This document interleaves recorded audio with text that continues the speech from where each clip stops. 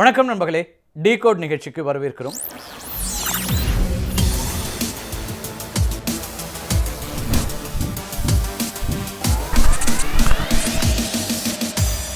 திரு விஜயனுடைய அரசியல் என்னவாக இருக்க போகிறது? திரு விஜய் அவர்களோடு கூட்டணி இல்லை அப்படிங்கறத தான் அவரு நேரடியாக சொல்கிறாரா? நான் தனிச்சு போட்டிடுறேன் 2026. திரு விஜய் தன்னுடைய பலம் என்ன என்பதை அறிய விரும்புகிறார். திமுக எதிர்ப்பு வாக்குகளை உடைக்கக்கூடிய இடத்திலும் விஜய் வருகிறார் அப்படிங்கிற கோணங்களும் முன்வைக்கப்படுகிறது.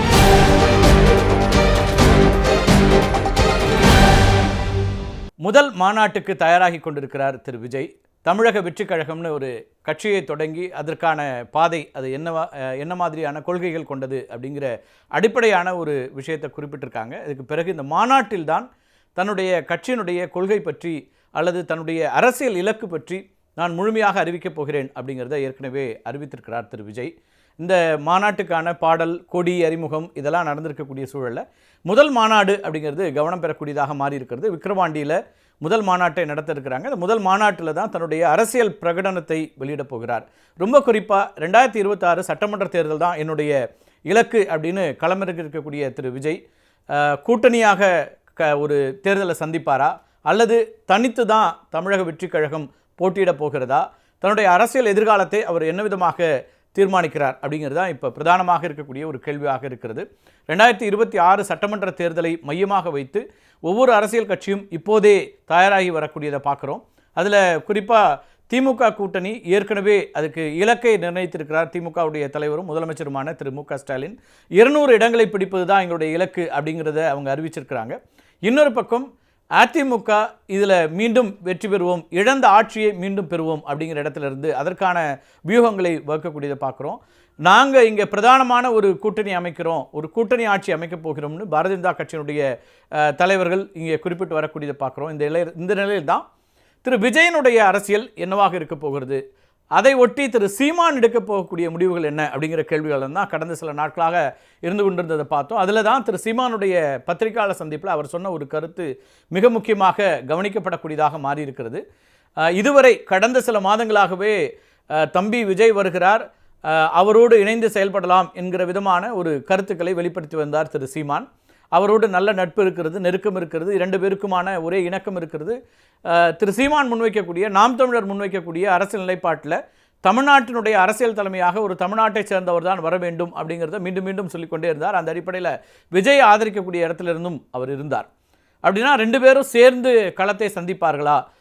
தமிழக வெற்றிக் கழகம், ஏற்கனவே இருக்கக்கூடிய நாம் தமிழர் கட்சி, 2 பேருடைய ஒரு கூட்டணி இங்கே உருவாகுமா அப்படிங்கிற கேள்விகள் வரக்கூடிய சூழலில் தான் முதல் முறையாக அவர் ஒரு சிக்னல் கொடுத்தார். ஒரு கருத்து வெளிப்பட்டது திரு சீமானிடமிருந்து. கடந்த வாரத்தில் நடந்த பத்திரிகையாளர் சந்திப்பில் சொன்னார், தம்பிக்கு ஒரு பிரச்சனைன்னா கவலைப்படுறதுக்கு அண்ணன் இருக்கேன், அண்ணனோட பிரச்சனையை கவலைப்பட யார் இருக்காங்கங்கிற விதமாக ஒரு கேள்வியை முன் வச்சார். திரு விஜய்க்கு அவர் மாநாடு குறித்தெல்லாம் பேசும்போது மாநாட்டுக்கான இடம் கிடைக்கல அப்படிங்கிற செய்திகளை எல்லாம் அவர் தான் பெரிதாக பேசினார். விஜய் கட்சியிலேருந்து யாரும் அதிகாரப்பூர்வமாக எங்களுக்கு இடம் கிடைக்கல அப்படிங்கிற கருத்துக்களை முன்வைப்பதற்கு முன்னதாக நாம் தமிழர் கட்சியிலேருந்து திரு சீமான் பத்திரிகையாளர் சந்திப்புகளில் அதையெல்லாம் முன்வைத்தார். எனக்கு இருக்கிற பிரச்சனை அவங்களுக்கு இருக்குது அப்படின்லாம் சொல்லிட்டு இருந்தார். ஆனால் 2 நாட்களுக்கு முன்னதாக திரு சீமான் சொன்ன ஒரு கருத்து என்பதுதான் இப்போ அரசியல் முக்கியத்துவம் வாய்ந்ததாக மாறி இருக்கிறது. தனித்து போட்டி அப்படிங்கிற ஒரு அறிவிப்பை கொடுத்துருக்கிறாரு. ஏற்கனவே 60 இடங்களுக்கான வேட்பாளர்களை நான் அறிவித்துட்டேன், 2026 பொறுத்த வரைக்கும் தனித்து தான் களமிறங்க போகிறேன் அப்படின்னு இருக்காரு. இதுவரைக்கும் விஜய் ஒரு முடிவெடுக்க வேண்டும் என்று சொல்லி வந்தவர், தம்பி ஒரு முடிவெடுக்கணும், அவர் தான் அதுக்கான கருத்தை சொல்லணும், கூட்டணி இருக்கா இல்லையா என்பதை அவர் சொல்ல வேண்டும் என்றெல்லாம் சொல்லி வந்த திரு சீமான் இப்போது தனித்து தான் அப்படிங்கிற ஒரு இடத்துக்கு வந்திருக்காரு. ஏற்கனவே 60 வேட்பாளர்களை நான் அறிவித்திருக்கிறேன், எனவே இங்கே கூட்டணி அப்படிங்கிற கருத்துக்கு இடமில்லை என்பதாக அவருடைய கருத்து இப்போது வந்திருக்கிறது.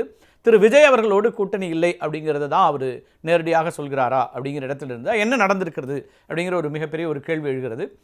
ஏனென்றால் திரு விஜய் கட்சி தொடங்குவதற்கு முன்னதாகவும் சரி, அதற்கு பிறகும் கட்சி தொடங்குவதாக அறிவித்த பிறகு, அதிகாரப்பூர்வமான அறிவித்த பிறகும் கூட பல நேரங்களில் திரு சீமானும் திரு விஜயும் சந்தித்திருக்கிறார்கள்.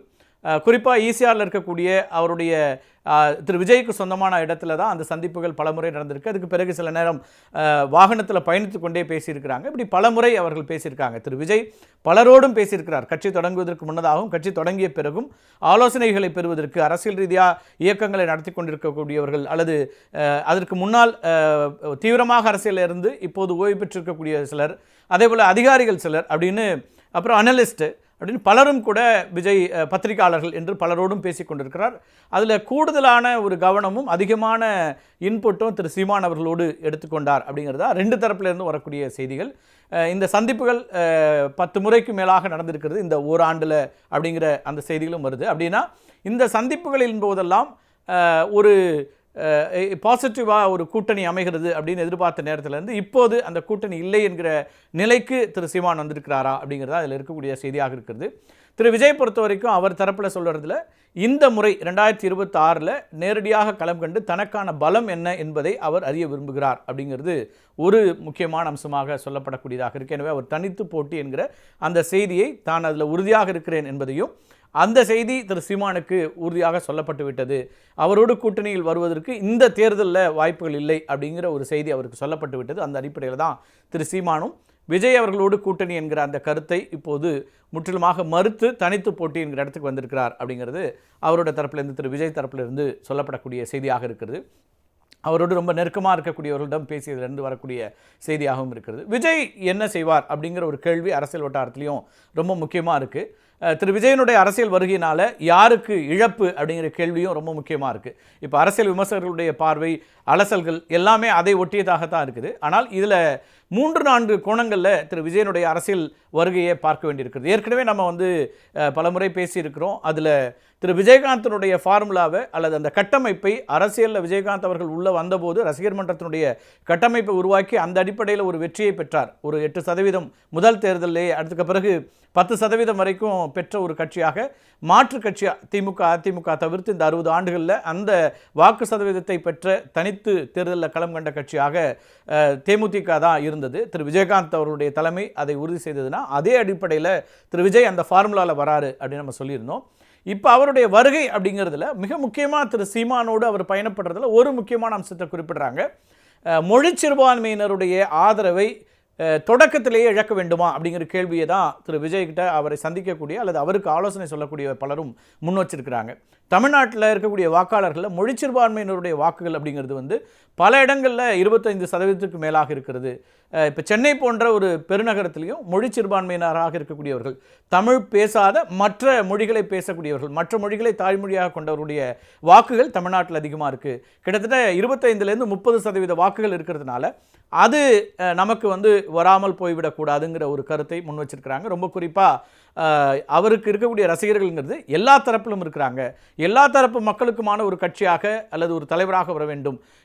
தொடக்கத்திலேயே நம்ம இதில் இந்த முரண் வேண்டுமா அப்படிங்கிற கேள்விகள் முன்வைக்கப்பட்டிருக்கிறது அப்படிங்கிறதும் உண்மை. அந்த செய்தியும் அலசப்பட்டிருக்கிறது. அது பற்றிய பார்வைகளும் முன்வைக்கப்பட்டிருக்கின்றன. அப்போ ஒரு தேர்தலை சந்திக்கும் போது ஏற்கனவே அதிமுக ஒரு விஷயத்தை அப்படி கவனிக்கும். அதிமுகவோட 2ஆம் கட்ட தலைவர்களாக அதை குறிப்பாக சொல்லிக்கிட்டே இருப்பாங்க.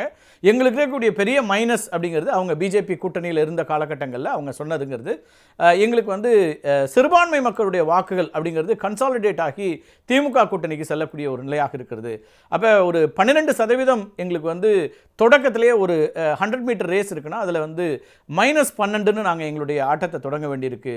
திமுகவுக்கு +12ன்னு கூடுதலாக போகக்கூடிய ஒரு இடமா இருக்குது அப்படின்னு ஒரு தேர்தல் கணக்கு சொல்லுவாங்க. அதே விதமாக விஜய் தரப்பில் இருந்தும் அந்த கணக்கு என்பது போடப்பட்டிருக்கிறது.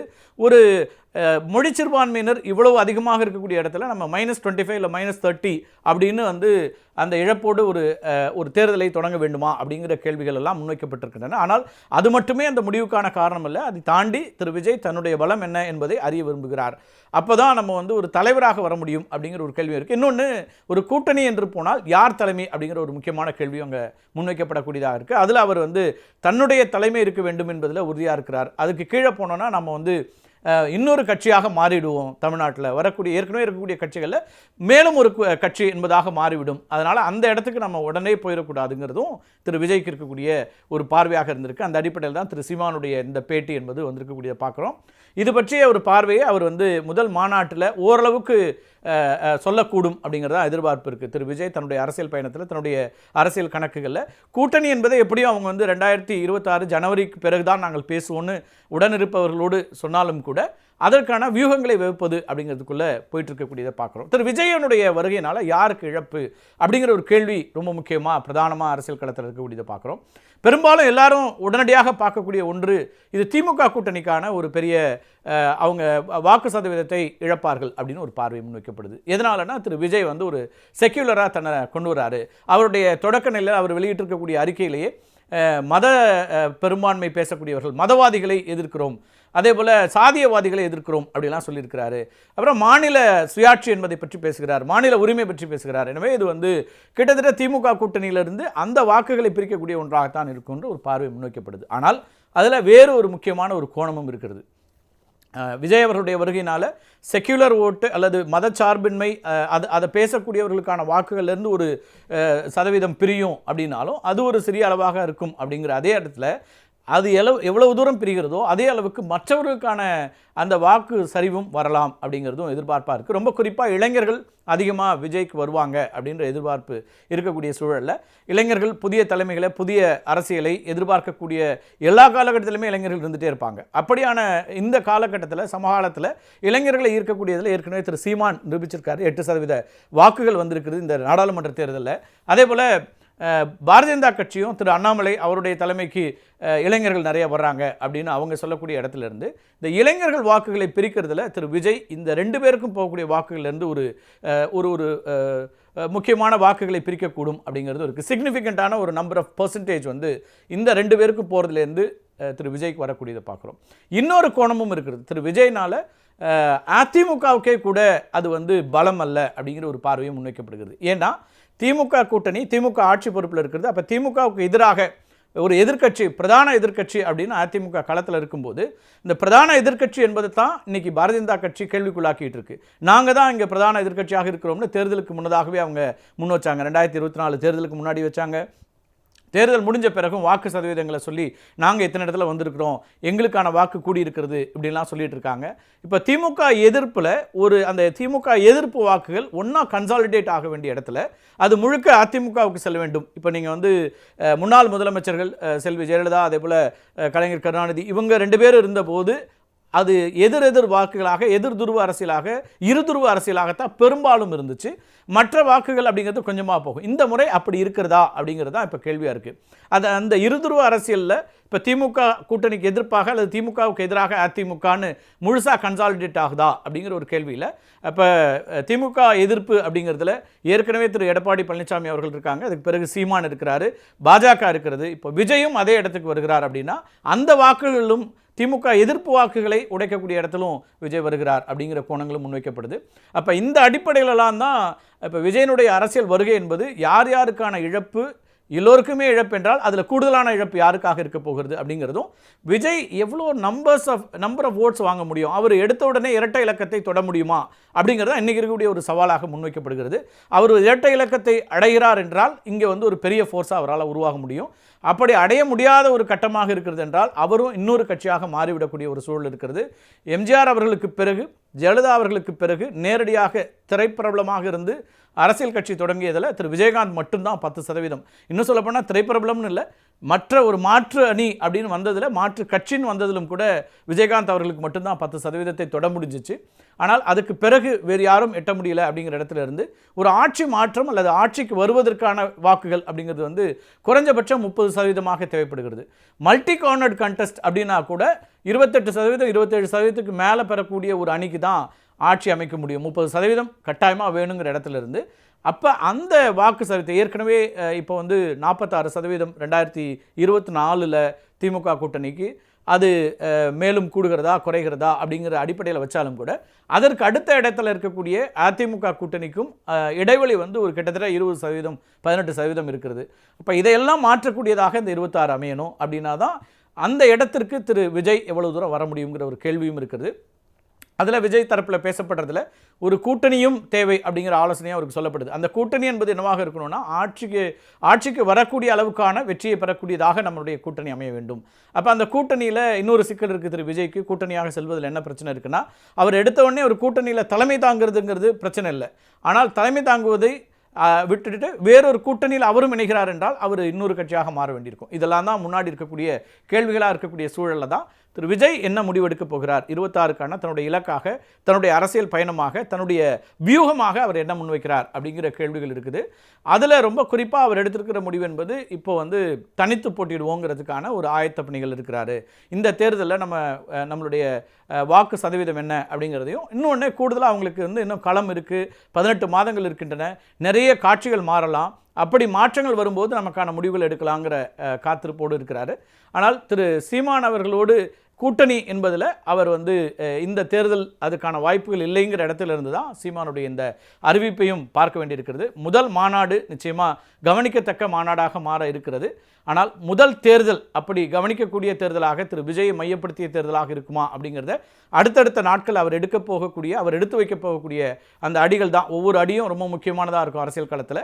அவர் என்ன விதமாக திரைப்பிரபலமாக திரைப்பட துறையில் அவர் தான் இன்றைக்கி நம்பர் 1, ஒரு பெரிய அளவுக்கான வெற்றியை பெறக்கூடிய இடத்துல, வசூலை பெறக்கூடிய இடத்துக்கு வந்திருக்கிறார் அப்படின்னா அது அரசியல் களத்திலும் அதை சாத்தியப்படுத்த முடியுமா அப்படிங்கிறதா இன்றைக்கி இருக்கக்கூடிய ஒரு முக்கியமான கேள்வி. அடுத்தடுத்த நாட்களில் அவர் எடுக்க போகக்கூடிய முடிவுகள் என்ன அப்படிங்கிறத பொறுத்து பார்க்கலாம். மீண்டும் ஒரு நிகழ்ச்சி சந்திக்கலாம் நண்பர்களே. நன்றி, வணக்கம்.